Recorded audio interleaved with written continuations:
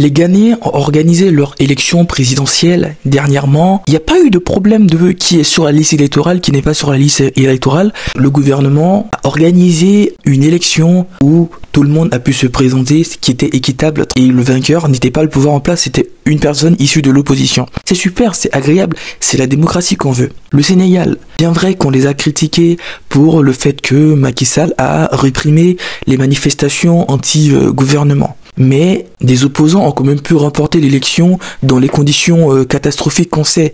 Mais ça s'est passé, c'est ça, la démocratie c'est bien. Aujourd'hui c'est un parti issu de l'opposition, un parti de jeunes avec des idées révolutionnaires qui est au pouvoir. Macky Sall qui s'en va après son deuxième mandat, c'est tout ce qu'on demande. Quand il s'agit de la Côte d'Ivoire, c'est toujours différent. On voit que y a des gens qui sont pas sur la liste électorale. Je parle de messieurs Gbagbo et Blé Goudé. Blé Goudé a fait une sortie pour dire qu'il demande.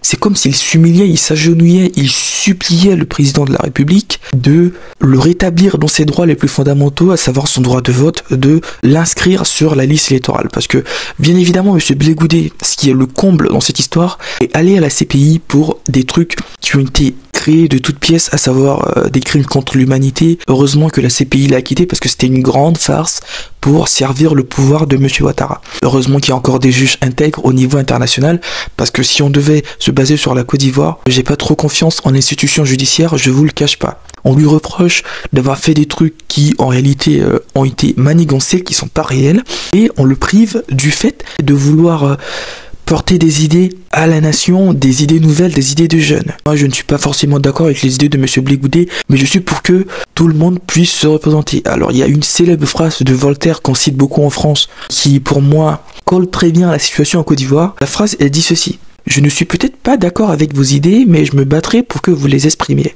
C'est ça même le principe de la démocratie. Le fait que, malgré nos désaccords, on puisse quand même continuer à se parler, on puisse quand même donner les mêmes droits à tout le monde. Et aujourd'hui, c'est une honte que Blé Goudé s'agenouille pour réclamer un truc aussi élémentaire. On sait bien que le Parlement n'accordera jamais la grâce ou ne votera jamais une loi d'amnistie pour monsieur Blé Goudé ou même monsieur Gbagbo, parce que le Parlement est contrôlé par le gouvernement. Donc il faut que l'exécutif fasse un geste pour que la situation puisse se décanter. C'est aussi simple que ça. La Côte d'Ivoire ne deviendra une véritable démocratie que lorsque tout le monde aura les mêmes chances de compétir à des élections nationales.